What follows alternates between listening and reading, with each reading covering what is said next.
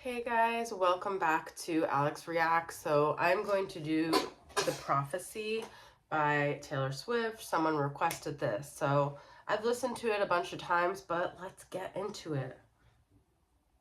By the way, I looked up what the prophecy definition is, and it's a prediction of something to come. So it's a prediction. It's and it said like divine will or purpose. So because I was like, is it just synonymous with the word destiny?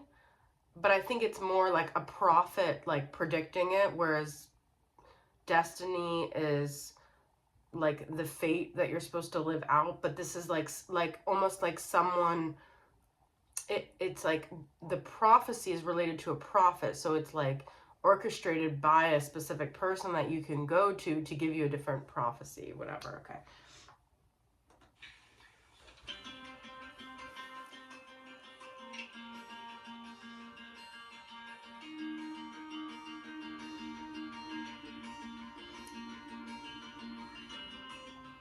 Hand on the throttle, thought I caught lightning in a bottle. Oh, but it's gone again. And it was written, I got cursed like Eve got bitten. Oh, was it punishment? So, and it was written, I got cursed like Eve got bitten, thought I caught lightning in a bottle, but it's gone again. So already from this beginning of the song, we kind of, songs can be interpreted a different way. It really depends on the person listening to it. So, but what I'm getting is it's almost like this powerless feeling of like, which I feel like is kind of this theme throughout this whole album of like, no matter what I do, I'm bound to have this fate. Like Eve was just meant to bite the apple. So I got cursed like Eve got bitten by the snake. I think that could be about like betrayal and like a devil kind of taking over, because she said, was it punishment? But it feels like she's constantly getting punished by the universe. She's constantly just destined to have these negative outcomes. Pat around when I get home. I guess a lesser woman would have lost hope. A greater woman wouldn't beg, but I looked to the sky and said, please, I've been on my knees. So what she's saying is like someone, she's comparing herself to someone who would maybe have more grace to just accept their fate, to just go with the flow, but she can't. She feels like her fate is not what she wants, and she's going to fight for what she wants.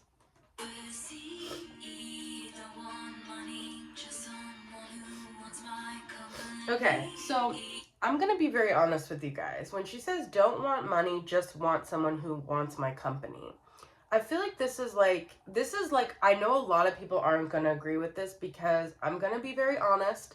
Like I said, I was a therapist. I'm trying not to use that title in my thing, because I don't want to be held to a certain level, because I just want to show up as me. But I do see through a therapist lens, and a lot of people have a problem with this album because they feel like, you're a billionaire, like why are you still complaining about things that happened years ago? Like it does, there are some songs that kind of speak to this, like one could see as like she's entitled, or she has like this victim mentality when she has everything that someone could want.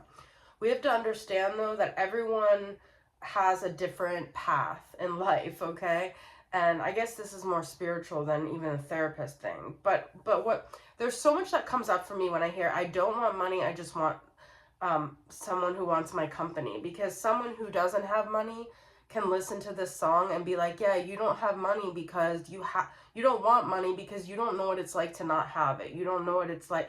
So what I hear when I hear this is, from a therapist point of view, is Maslow's hierarchy of needs. It's very easy to say, I don't want money, and I don't want food, and I don't want shelter. And I'm not trying to have this like obnoxious point of view. I'm just going to play both sides. But it's very easy to say those things when you have an abundance of money and you already have those needs met.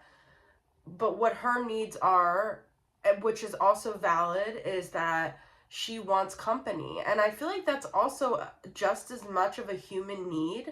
But I think that like a lot of people have this like romanticized thing and they say, and they don't really understand what they're saying.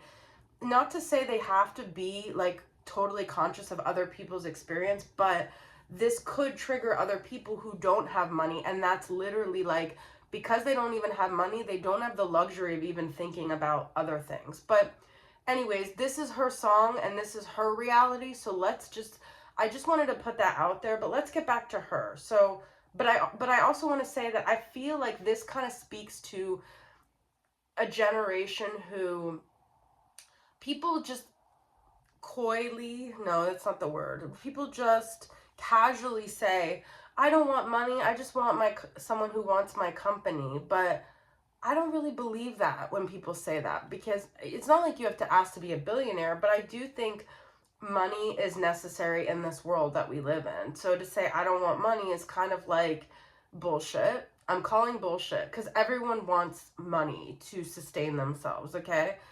I've had friends that say, I don't care about like money, I just want someone, but that's not true. That's really not very honest, okay? But that's my opinion, so let's just now move on to Taylor Swift. What she's trying to say is, I really went on a tangent with that. What she's saying is like the money isn't making her happy without someone to share it with, basically, which we all understand. I just want someone who wants my company.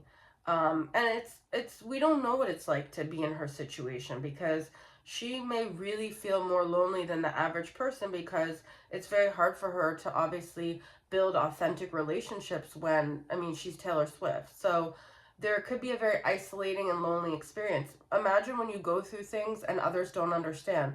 There's not one human being that can understand what she goes through, because there's nobody in her level of success. So, but she wants someone to share it with. So let's keep going.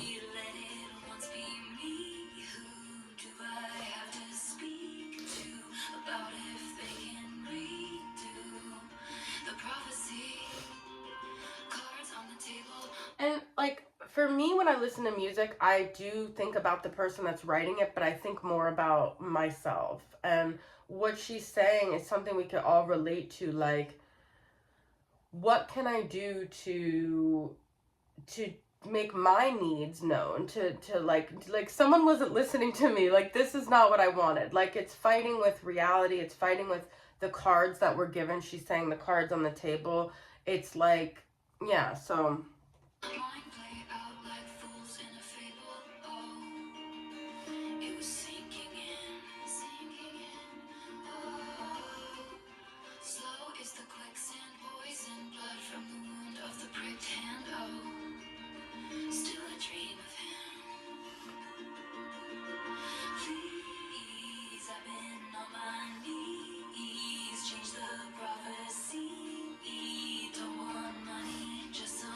I feel like she's also just building this aesthetic and this world with this album of very like witchy curses, prophecy, like sitting around in like a dark room with a seance and tarot cards and a prophet. And it's just, I feel like we have to like also not take things so seriously. Like she's trying to build stories, okay? I mean, I do think what she's saying means something to her, but I mean, for me, this song is very obvious. It's, you know, she's just trying to say, I feel cursed by this, you know, predictive life that I have, where it just seems like I'm not going to ever get the love that I want. I'm not going to get the partnership I want. And yeah, I have money, but this isn't what I want. Like, is there someone I could talk to that can change this for me?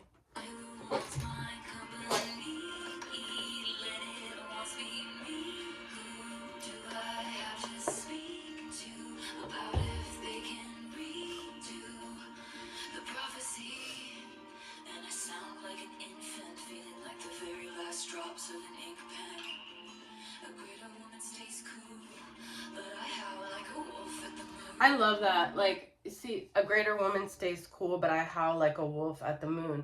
She is constantly in this song comparing herself to someone who accepts their fate with grace, who just kind of stays quiet But she's like, no, I'm going to make a stink about it. I'm going to have an opinion about it. I'm going to want something else.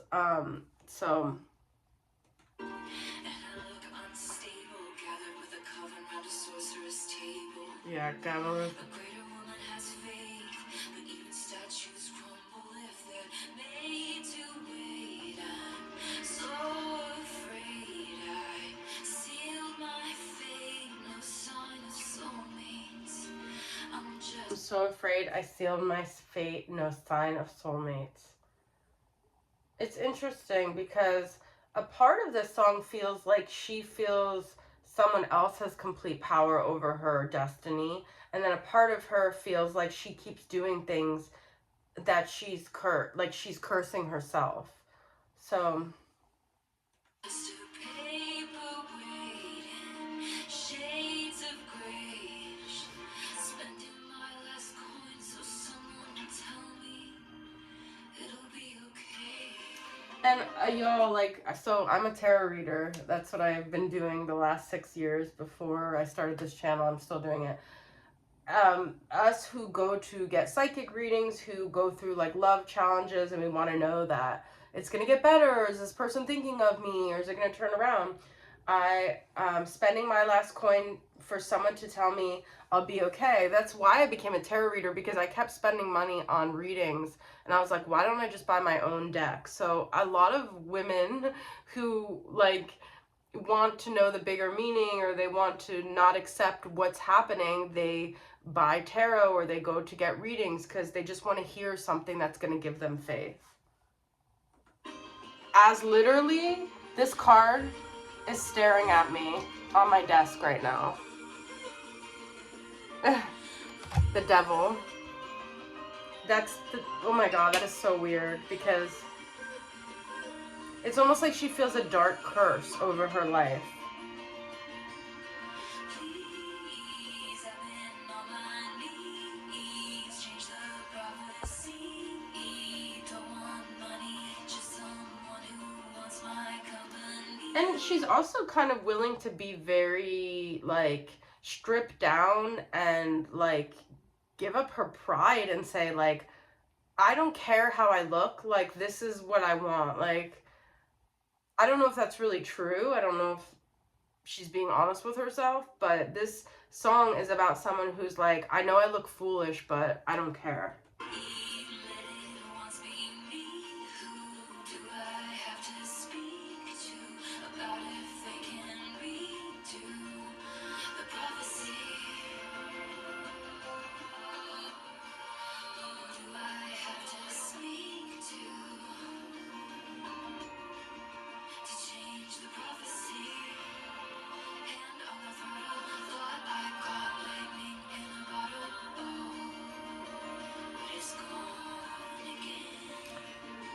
I thought I caught lightning in a bottle, but it's gone again. I'm trying to figure out what I can get from that. Lightning in a bottle, is that like an actual, it's like an energy. I mean, you can't really catch energy. It's like forever moving, or it's just a flash. Yeah, she can't hold on to something powerful.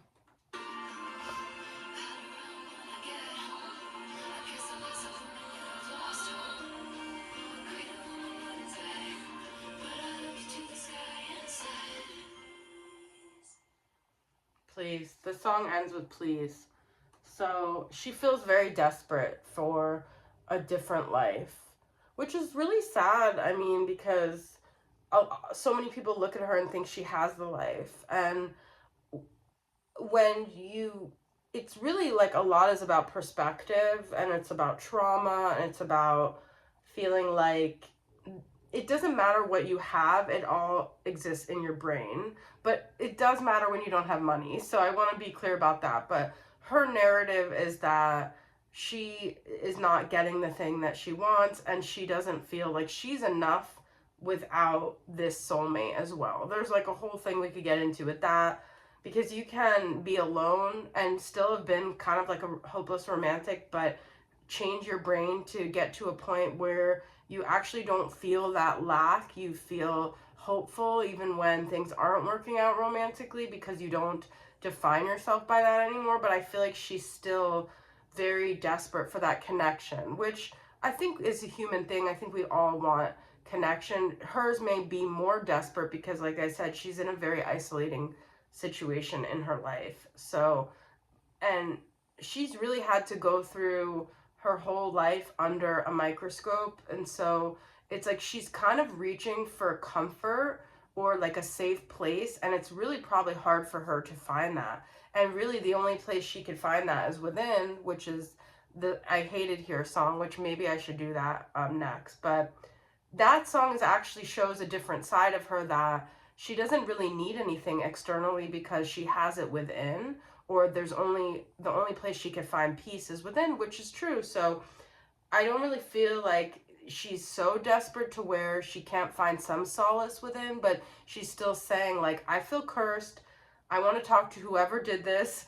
I want to have some say in my destiny, and I want them to know what it is that I really want, and that it wasn't money that was going to make me happy, but this is her soul path. So anyways, thank you guys for listening. I'll see you soon. Bye.